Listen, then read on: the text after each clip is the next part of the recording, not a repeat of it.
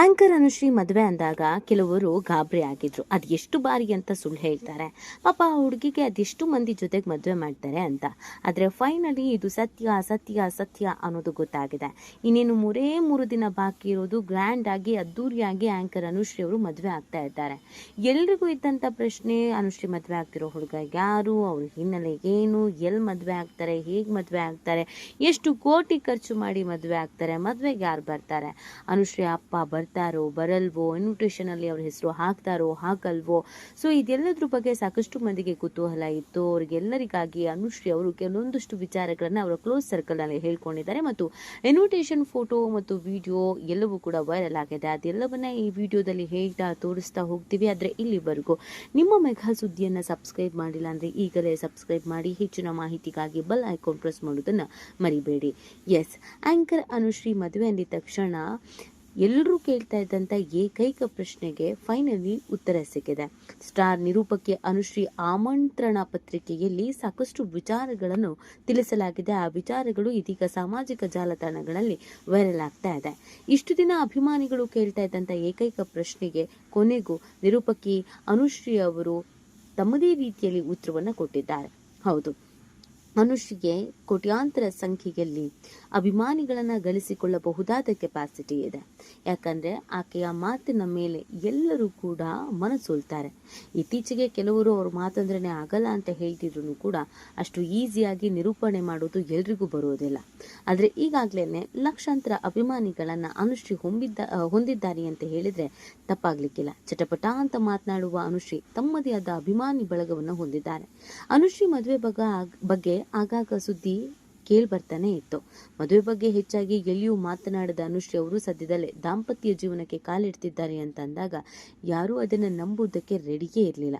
ಇದೆಲ್ಲ ಪಕ್ಕಾ ಸುಳ್ಳು, ಸುಮ್ಮನೆ ಹುಡುಗಿನ ಯಾರ್ಯಾರೋ ಜೊತೆಗೆ ಮದುವೆ ಮಾಡ್ತಾ ಇದ್ದಾರೆ, ಈ ಬಾರಿ ಕೂಡ ಮದುವೆ ಆಗ್ತಿಲ್ಲ ಅಂತ. ಆದರೆ ಅವರ ಆಪ್ತ ವಲಯದವರೇ ಕೆಲವೊಂದಷ್ಟು ವಿಚಾರಗಳನ್ನು ಹೇಳ್ಕೊಂಡ ಮೇಲೆ, ಇನ್ವಿಟೇಷನ್ ಪ್ರಿಂಟ್ ಆಗಿ ಹೊರಗೆ ಬಂದ ಮೇಲೆ, ಇನ್ನು ಮದುವೆ ಆಗುವ ಜಾಗವೂ ಕೂಡ ವೈರಲ್ ಆದಮೇಲೆ ಇದೆಲ್ಲ ಸತ್ಯ ಅನ್ನೋದು ಕೆಲವರಿಗೆ ಗೊತ್ತಾಯಿತು.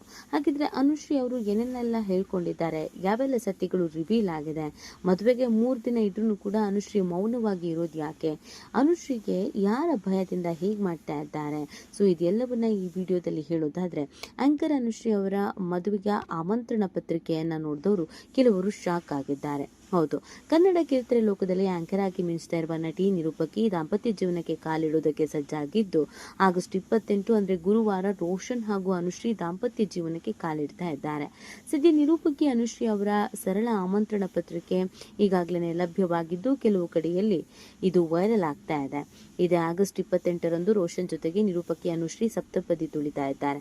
ಬೆಳಗ್ಗೆ 10:56ಕ್ಕೆ ಮಾಂಗಲ್ಯ ಧಾರಣೆ ಆಗಲಿದೆ. ಬೆಂಗಳೂರಿನ ಹೊರವಲಯದ ಸಂಭ್ರಮ ಬೈ ಸ್ಪಾನ್ ಲೈನ್ಸ್ ಸ್ಟುಡಿಯೋಸ್ ತಿಟ್ಟಹಳ್ಳಿ ಕಗಲೀಪುರದಲ್ಲಿ ಮದುವೆ ನಡೀತಾ ಇದೆ. ಕೊಡಗು ಮೂಲದ ರಾಮಮೂರ್ತಿ ಹಾಗೂ ಸಿಸಿಲಿಯಾ ಅವರ ಪುತ್ರ ರೋಷನ್ ಜೊತೆಗೆ ಅನುಶ್ರೀ ಅವರ ವಿವಾಹ ಆಗಲಿದೆ. ಇನ್ನು ಮದುವೆ ಆಮಂತ್ರಣ ಪತ್ರಿಕೆಯಲ್ಲಿ ಮೊದಲು ನೀವೆಲ್ಲ ಕೇಳ್ತಾ ಇದ್ದ ಏಕೈಕ ಪ್ರಶ್ನೆಗೆ ಈಗ ಉತ್ತರ ಏಕಾಂಗಿಯಾಗಿ ನಿರೂಪಣೆಯ ನಂತರ ಅರ್ಧಾಂಗಿಯಾಗುವ ಹೊಸ ಮನ್ವಂತರ ಅಂತ ಬರೆಯಲಾಗಿದೆ. ಅವರೇ ಈ ಇನ್ವಿಟೇಷನ್ ಅಲ್ಲಿ ಹೀಗೆ ಬರ್ಕೊಂಡಿದ್ದಾರೆ. ನೀವೆಲ್ಲ ಕೇಳ್ತಿದ್ದ ಏಕೈಕ ಪ್ರಶ್ನೆಗೆ ಈಗ ಉತ್ತರ ಏಕಾಂಗಿ ನಿರೂಪಣೆಯ ನಂತರ ಅರ್ಧಾಂಗಿ ಆಗುವ ಹೊಸ ಮನ್ವಂತರ ಅಂತ ಬರೆಯಲಾಗಿದೆ. ಇನ್ನು ಅನುಶ್ರೀ ಅವರ ಹುಡುಗ ಬೇರೆ ಧರ್ಮಕ್ಕೆ ಸೇರಿದವರು ಅನ್ನುವಂಥ ಸುದ್ದಿ ಸಾಮಾಜಿಕ ಜಾಲತಾಣಗಳಲ್ಲಿ ವೈರಲ್ ಆಗಿತ್ತು. ಸೊ ಅದಕ್ಕೂ ಕೂಡ ಉತ್ತರ ಸಿಗ್ತಾ ಇದೆ. ಅವರೊಬ್ಬ ಹಿಂದೂ ಅನ್ನೋದು ಗೊತ್ತಾಗ್ತಾ ಇದೆ. ಯಾಕಂದ್ರೆ ಇಲ್ಲಿ ರಾಮಮೂರ್ತಿ ಅವರ ಮಗ ಅಂತ ಹೇಳಲಾಗಿದೆ, ಸಿಸಿಲಿಯಾ ಅವರ ಪುತ್ರ ಅಂತ ಕೂಡ ಹೇಳಲಾಗಿದೆ. ಸಿಸಿಲಿಯಾ ಅನ್ನುವಂಥ ಹೆಸರು ಡಿಫ್ರೆಂಟ್ ಆಗಿರೋದ್ರಿಂದ ಕೆಲವರು ರೋಷನ್ ಅವರನ್ನ ಕ್ರಿಶ್ಚಿಯನ್ ಅಂತ, ಇನ್ನು ಕೆಲವರು ಮುಸ್ಲಿಂ ಅಂತ ಕನ್ಫ್ಯೂಷನ್ಸ್ ಮಾಡ್ಕೊಂಡಿದ್ದು ಸತ್ಯ. ಆದರೆ ಇವರು ತಂದೆ ರಾಮಮೂರ್ತಿ ಆಗಿರೋದ್ರಿಂದ ಹಿಂದೂಗಳೇ ಅನ್ನೋದು ಗೊತ್ತಾಗ್ತಾ ಇದೆ. ಇನ್ನೊಂದು ವಿಚಾರ ಅಂತ ಹೇಳಿದ್ರೆ, ಅನುಶ್ರೀ ಅವರ ಈ ಮದುವೆಯ ಆಮಂತ್ರಣ ಪತ್ರಿಕೆಯಲ್ಲಿ ಕೇವಲ ಅನುಶ್ರೀ ಅವರ ತಾಯಿಯ ಹೆಸರು ಮಾತ್ರ ಇದೆ. ಅನುಶ್ರೀ ಅವರ ತಂದೆಯ ಹೆಸರನ್ನ ಹಾಕಿಕೊಂಡಿಲ್ಲ.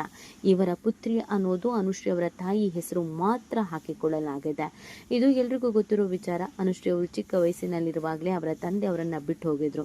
ಆಗಿನಿಂದ ಈಗಿನವರೆಗೂ ಕಷ್ಟಪಟ್ಟು ತಾವೊಬ್ಬರೇ ದುಡಿದು ತಮ್ಮ ಜೀವನವನ್ನ ಸೆಟಲ್ ಮಾಡಿ ತಾಯಿಯನ್ನು ಕೂಡ ಖುಷಿಯಾಗಿ ಇಟ್ಕೊಂಡು ಕಷ್ಟಪಟ್ಟು ಬೆಳೆದವರು ಅನುಶ್ರೀ.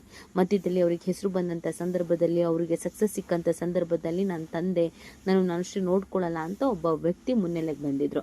ಆದರೆ ಅನುಶ್ರೀ ಅವರು ಆಗಲೂ ಕೂಡ ಖಡಕ್ ಆಗಿ ಉತ್ತರ ಕೊಟ್ಟಿದ್ರು, ನನಗೆ ಆ ಥರದ ಅಪ್ಪ ಬೇಕಾಗೇ ಇಲ್ಲ, ನಾನು ಅಂಥವ್ರನ್ನ ತಲೆ ಕೆಡಿಸ್ಕೊಳ್ಳೋದು ಇಲ್ಲ ಅಂತ. ಸೊ ಮಗಳ ಮದುವೆಯಲ್ಲಿ ತಂದೆ ಇರ್ತಾರಾ ಇರಲ್ವಾ ಅನ್ನೋದು ಪ್ರಶ್ನೆ. ಈ ಮಕ್ಕಳನ್ನ, ಅದರಲ್ಲೂ ಹೆಣ್ಣು ಮಕ್ಕಳನ್ನ ಮದುವೆ ಮಾಡೋದು, ಕನ್ಯಾದಾನ ಮಾಡೋದು, ಧಾರೆ ಎರೆಯೋದು ಅದು ಎಷ್ಟೋ ಜನ್ಮಗಳ ಪುಣ್ಯ ಅಂತ ಹೇಳ್ತಾರೆ. ಎಷ್ಟೋ ತಂದೆ ತಾಯಿಗಳು ಧಾರೆ ಎರೆಯೋವರೆಗೂ ನಾವು ಬದುಕಿದ್ರೆ ಸಾಕು ಅಂತ ಹೇಳ್ತಾ ಇರ್ತಾರೆ. ಆದರೆ ಇಲ್ಲಿ ಅನುಶ್ರೀ ಅವರ ತಂದೆ ಬದುಕಿದ್ರು ಕೂಡ ಅವರಿಗೆ ಯಾವುದೇ ಅವಕಾಶ ಅನ್ನೋದು ಸಿಗ್ತಾ ಇಲ್ಲ. ಇನ್ವಿಟೇಷನಲ್ಲೂ ಕೂಡ ಅವರ ಹೆಸರು ಇಲ್ಲ. ಅವರಿಗೆ ಮಗಳ ಮದುವೆ ಅನ್ನೋದು ಗೊತ್ತಿದೆಯೋ ಗೊತ್ತಿಲ್ವೋ, ಆದರೆ ಅವರನ್ನಂತೂ ಮದುವೆಗೆ ಯಾರು ಆಹ್ವಾನಿಸಿಯೂ ಇಲ್ಲ. ಇದೆಲ್ಲದರ ನಡುವೆ ಅನುಶ್ರೀ ಅವರು ತನ್ನ ಮದುವೆ ಹೀಗೆ ಆಗಬೇಕು ಅಂತ ಹೇಳಿ ಬಹಳ ಗ್ರ್ಯಾಂಡ್ ಆಗಿ, ರಿಚ್ ಆಗಿ, ಅದ್ದೂರಿಯಾಗಿ ಮದುವೆ ಆಗ್ತಾ ಇದ್ದಾರೆ.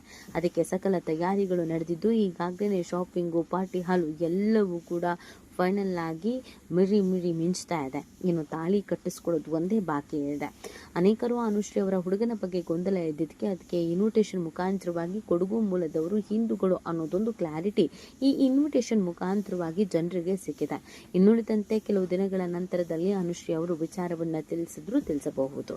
ಈ ಬಗ್ಗೆ ನಿಮ್ಗೇನು ಅನ್ಸುತ್ತೆ ಅನ್ನೋದನ್ನು ನೀವು ಕೂಡ ಕಮೆಂಟ್ ಮಾಡಿ ನಿಮ್ಮ ಅನಿಸಿಕೆ ಮತ್ತು ಅಭಿಪ್ರಾಯವನ್ನು ತಿಳಿಸಬಹುದು.